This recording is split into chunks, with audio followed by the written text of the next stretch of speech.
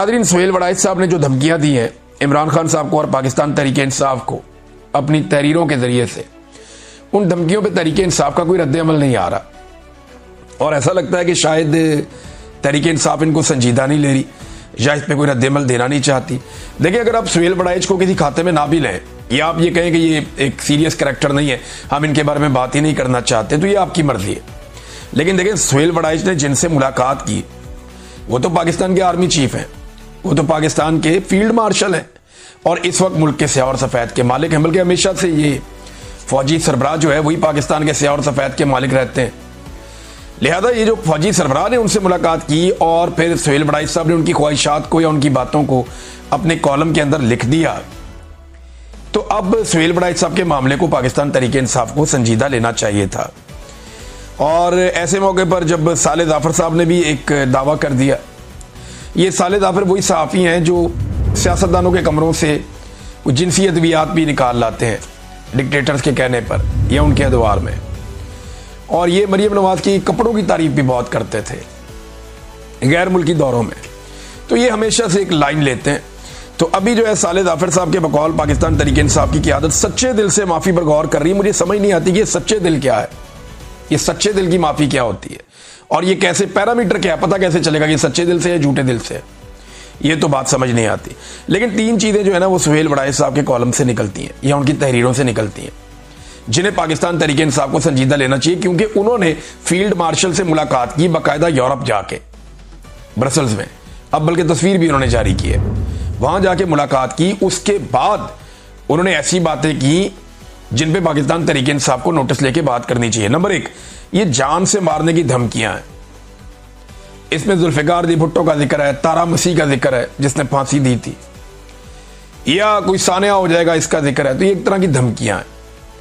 एक तो धमकियां दी जा रही हैं और बहुत सारे जो जर्नलिस्ट हैं वो ये कह रहे हैं कि जो पुराने टाउट्स हैं शायद वो कामयाब नहीं हुए, तो अब सुहेल वड़ाइच जैसे सीनियर आदमी को एक मौका दिया गया है कि आप डराएं और धमकाएं, शायद ये फॉर्मूला काम कर जाए।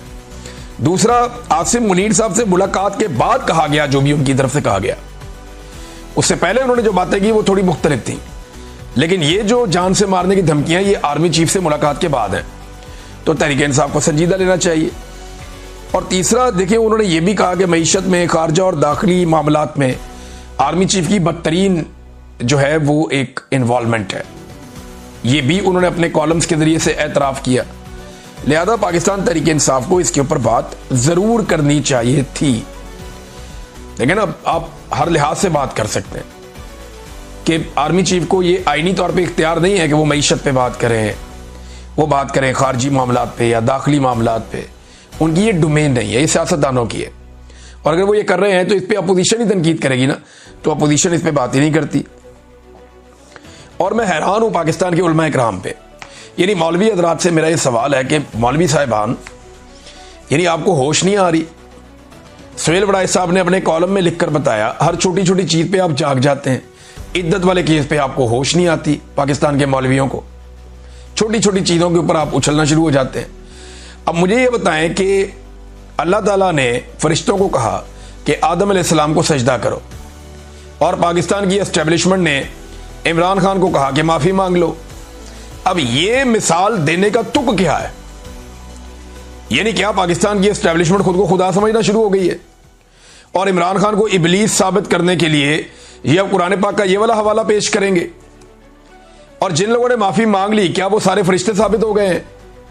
यानी जरदारी और नवाज शरीफ, क्योंकि इन्होंने माफिया मांग के बूट पॉलिश किए हुए हैं, तो क्या ये फरिश्ते हैं अब? तो एस्टेब्लिशमेंट खुद को खुदा क्लेम कर रही है। इसके ऊपर कोई पाकिस्तान के मौलवियों ने बात की? बिल्कुल खामोश है, कोई बात ही नहीं करता। हाँ, ये ज़रूर है कि फजलुर रहमान साहब की जमात के कुछ लोगों को बड़ा गुस्सा है इस्लामाबाद में मसाजिद के मामले को लेकर, क्योंकि ये ज़्यादातर मसाजिद जो है वो ज़िया-उल-हक साहब के दौर में बनी है और फजलुर रहमान साहब की जमात और उनके फ़िरके से मुताल्लिक है। तो ये उनकी एक स्ट्रेंथ है कि इन मसाजिद में, इन मदारिस में वो बच्चे हैं जो उनके एहतजाज वगैरह में भी आते हैं और वो उनकी एक वाबस्तगी भी है इन मदारिस और मसाजिद के साथ, एक दिली वाबस्तगी भी हो जाती है ना।